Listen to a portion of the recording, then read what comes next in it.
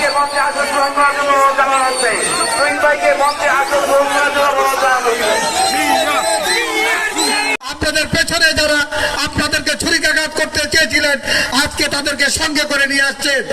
অত্যন্ত ভারাক্রান্ত হৃদয় বলতে চাই, আসুন এখনো সময় আছে। আপনার আমার ঐক্যবদ্ধ আন্দোলনের মাধ্যমে এই সরকার বিদায় হবে এবং জাতীয়তাবাদী দলের সরকার গঠিত হবে। সেই কারণে আসুন আমরা ঐক্যবদ্ধ থাকি এবং রাজপথে সকল কর্মসূচিতে অংশগ্রহণ করে আপনাদের সকলকে সাথে নিয়ে রাষ্ট্র পরিচালনার সুযোগ নেই। সকলকে ধন্যবাদ।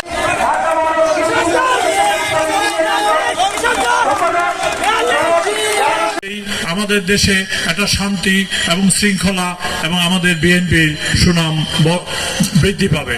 তা আমি আর আমার বক্তব্য দীর্ঘায়িত করব না, নেতৃবৃন্দ বক্তব্য দিবে। সকলকে ধন্যবাদ।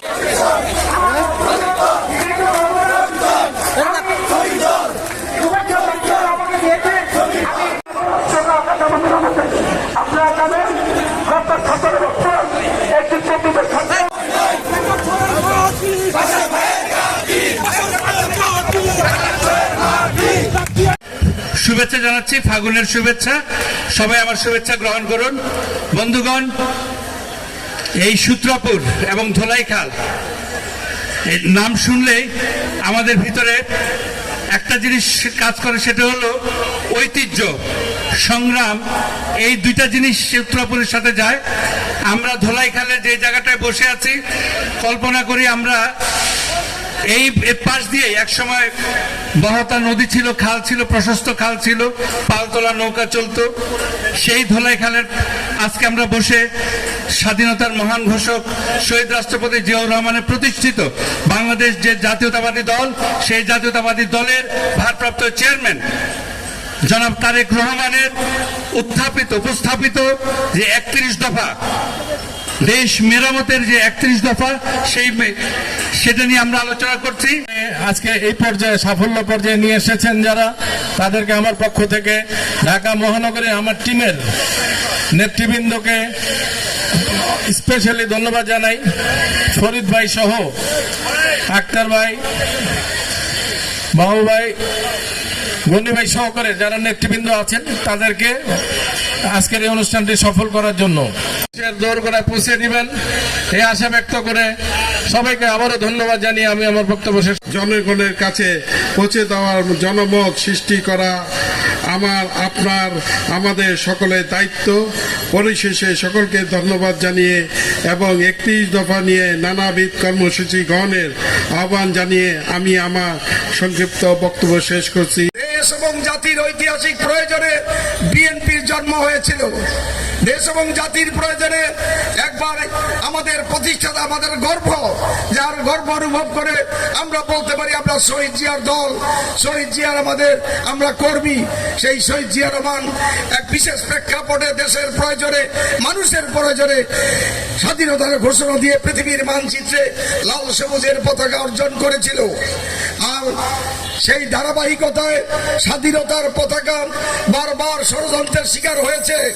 আমাদের চতুর্দিকে একটা সন্ত্রাসী সম্প্রসারণবাদী একটি রাষ্ট্র এই আমাদের সূত্রপ্রিয় ভূখণ্ডকে বারবার করায়ত্ত করার জন্য বিভিন্ন ষড়যন্ত্র করেছিল।